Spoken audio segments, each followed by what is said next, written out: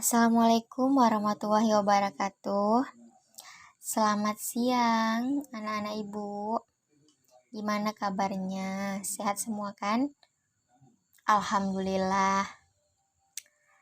Jadi, di sini jumpa lagi dengan ibu ya. Jadi di sini kita masih mempelajari pelajaran yang sama. Masih ingat kan pelajaran ibu yang minggu lalu? Kita membahas bab 4 ya. Jadi minggu ini kita bahas bab 5, yaitu sejarah perkembangan peradaban Islam pada masa Bani Umayyah. Ya, sebelumnya akan ibu jelaskan satu persatu ya nanti. Ibu akan menjelaskan di sini itu tentang perkembangan Bani Umayyah di bidang sosial. Yang kedua itu perkembangan Bani Umayyah di bidang budaya. Dan yang ketiga itu ibu akan menjelaskan perkembangan Bani Umayyah di bidang politik. Jadi ibu harap anak-anak ibu dapat mendengarkan apa yang ibu sampaikan, materi yang ibu sampaikan. Perhatikan baik-baik ya. Jadi, langsung saja di sini ibu akan menjelaskan perkembangan peradaban Islam pada masa Daulah Umayyah. Perkembangan peradaban Islam pada masa Daulah Umayyah ini sangat terkenal dan mencapai banyak sekali pencapaian-pencapaian dalam peradaban Islam. Sehingga masa Daulah Umayyah ini selalu berkembang, tapi teknisnya itu pada keperadaban Islam. Jadi anak-anak ibu, Bani Umayyah dinasti pemerintahan Islam setelah masa Khalifah Rasyidin, yaitu pada tahun 661 Masehi. Jadi perbedaan dengan masa sebelumnya di mana khalifah dipilih oleh umat Islam, khalifah pada masa Umayyah ini bersifat turun-menurun, seperti dimulai dari Muawiyah bin Abi Sufyan yang mewariskan kekhalifahan kepada anaknya, Yazid bin Muawiyah contohnya ya. Dinasti ini berpusat di kota Damaskus di Syria. Jadi anak-anak ibu, Bani Umayyah sangat ekspansif dia dan meluaskan wilayah kekhalifahan hingga ke berbagai penjuru dunia, seperti contohnya itu Spanyol. Di Spanyol itu ditaklukkan oleh Musa bin Nusairi dan Tariq bin Yizak pada tahun 711. Dan India, wilayah Sungai Indus ditaklukkan oleh Muhammad bin Qasim, yaitu pada tahun 712. Jadi yang kedua itu anak ibu, poin ketiga itu tadi kan yang pertama itu perkembangan peradaban Islam pada masa Daulah Umayyah. Yang kedua ini ibu akan sedikit menjelaskan kepada anak-anak ibu tentang perkembangan Bani Umayyah itu, tapi dia di bidang sosialnya. Pasti kan mau tahu juga ya kan, kayak mana perkembangan di bidang sosial itu pada masa Bani Umayyah. Jadi di sini ibu jelaskan sedikit, yaitu perkembangan di bidang sosial itu anak-anak ibu, terciptanya ketertiban kehidupan masyarakat karena sudah adanya peraturan. Contohnya seperti di negara kita ini ya, ada peraturan dan ada perundang-undangan negara, adanya lembaga penegak hukum. Sampai sekarang itu ada seperti lembaga pengadilan. Ya di sini di kita juga keseharian kita juga ada ya. Di lembaga pengadilan juga ada di sini. Seperti kepolisian juga ada, di Bani Umayyah juga ada. Jadi itu harus tahu anak-anak ibu ya. Jadi karena adanya terciptanya tadi undang-undang, penegak hukum, lembaga pengadilan, kepolisian, jadi di situ terciptalah kemakmuran serta keadilan di bidang sosial di Bani Umayyah itu. Jadi jika tidak ada itu, maka mungkin tidak bisa makmur atau tidak bisa keadilan yang merata, karena pemerintahan telah memberikan haknya masing-masing dan perlindungan yang sama kepada warganya, seperti perlindungan sama kita gitu kan, anak-anak ibu kepada warganya. Jadi pemerintah itu bersifatnya adil. Jadi terpeliharanya dan terjaminnya masyarakat, seperti masyarakat kelas bawah pada masa Bani Umayyah ini. Seperti contohnya itu anak yatim, orang lumpuh, buta, dan lain-lain. Dibangun rumah sakit, satu contohnya itu waktu perkembangan di bidang sosial Bani Umayyah. Terus itu jalan raya, sarana olahraga seperti contohnya itu pada masa Bani Umayyah itu olahraga itu seperti gelanggan atau pacuan kuda, tempat-tempat minum. Dulu di masa Bani Umayyah itu ada strategis, kantor pos. Kalau kantor pos itu mungkin di kita juga ada ya sekarang. Seperti pasar juga ada. Dulu pun juga ada di masa Bani Umayyah. Pertahanan sebagai sarana prasarana Bani Umayyah. Gitu anak-anak ibu.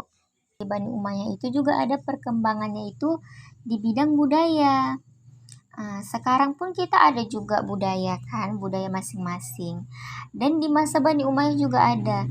Jadi di masa Bani Umayyah itu perkembangan peradaban Islamnya itu mementingkan seperti bahasa Arab. Bahasa Arab itu pada masa Bani Umayyah itu sangat berkembang luas ke berbagai penjuru dunia, menjadi salah satu bahasa resmi internasional. Di sampingnya itu seperti bahasa Inggris.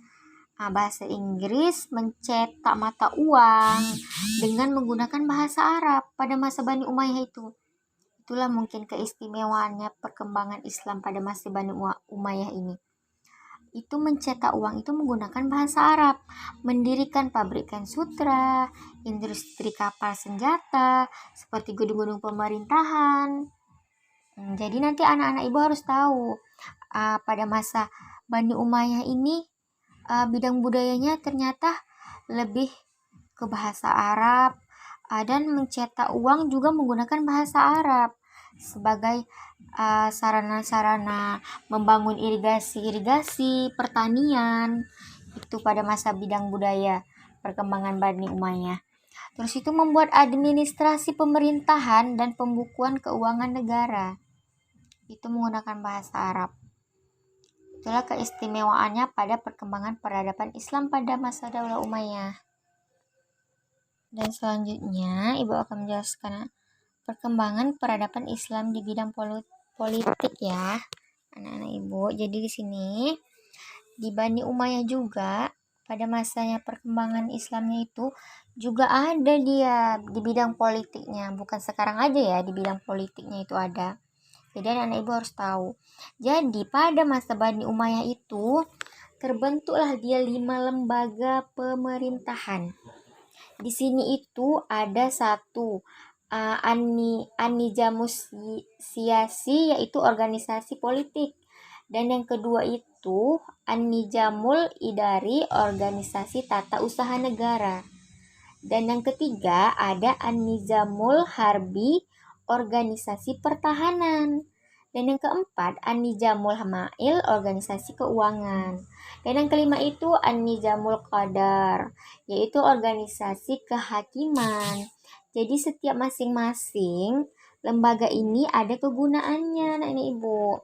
Jadi setiap nanti perkembangan ini salah satunya seperti organisasi politik yang pertama tadi, yaitu dia bersifat pemerintahan spesial politik saja. Seperti yang kedua tadi organisasi tata usaha negara, dia mencakup tata usaha negara-negara pada masa Bani Umayyah tersebut. Jadi yang ketiga itu organisasi pertahanan juga begitu. Dan yang keempat organisasi keuangan pada masa Bani Umayyah tersebut. Dan yang kelima organisasi kehakiman. Nah, itu tetap berjalan. Dan terbentuknya Dewan Sekretaris pada masa itu di negara. Di negara namanya itu Diwanul Kitabah. Nah, yaitu yang bertugas dia itu mengurusi macam urusan pemerintah. Anak-anak ibu, dewan ini terdiri dari 5 juga, yaitu yang pertama itu sekretaris persuratan, Khatib Ar-Rasai. Dan yang kedua, sekretaris kepolisian, Khatib Al-Jun. Dan yang ketiga, sekretaris kehakiman, Khatib Al-Qadi. Dan yang keempat, sekretaris keuangan, yaitu Khatib Al-Qaras.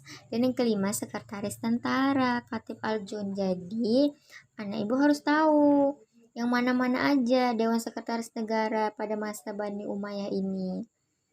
Ya, di situ ada dewannya, ada 5 orang sekretaris. Jadi, anak-anak ibu, pada masa perkembangan peradaban Bani Umayyah ini, di sini juga untuk mengurusi keselamatan khalifah-khalifah pada masa Bani Umayyah itu. Dibentuklah dia untuk menyelamatkan khalifah tersebut. Dibentuk dia seperti Al-Hijabahatul Ajudan. Itu semua orang yang akan menghadap khalifah harus meminta izin kepada Al-Hijabah. Jadi memindahkan ibu kota pemerintahan Bani Umayyah dari Kufah ke Damaskus, menumpas segala bentuk pemberontakan yang ada demi terciptanya stabilitas keamanan dalam negeri Bani Umayyah tersebut. Jadi di sini menyusun organisasi pemerintahan agar roda pemerintahannya dapat berjalan terus dan berjalan lancar pada masa perkembangannya. Jadi di sini mengubah sistem pemerintahan demokratis menjadi sistem monarki pada masa Bani Umayyah. Jadi menetapkannya seperti tadi yang udah Ibu jelaskan tadi, seperti bahasa Arab sebagai bahasa nasional Daulah Umayyah. Daulah Umayyah ini sangat mementingkan sekali bahasa Arab ini yang dapat berfungsi sebagai alat pemersatuan bangsa. Seperti contohnya itu di negara kita ini bahasa Arab tadi, Bani Umayyah andalannya supaya mempersatukan bangsanya. Jadi tokoh-tokoh yang berperan dalam pengembangan politik dan militer ini antara lain itu Khalifah Muawiyah, Khalifah Abdul Malik bin Marwan, Khalifah Wahidin bin Abdul Malik, Khalifah Sulaiman bin Abdul Malik. Nah gitu. Jadi anak-anak ibu harus paham. Jadi materi kali ini yang ibu sampaikan di bab ini tadi tentang perkembangan peradaban Islam sampai di sini. Minggu depan kita akan pelajarin lagi ya, anak-anak ibu. Tetap semangat. Wassalamualaikum warahmatullahi wabarakatuh.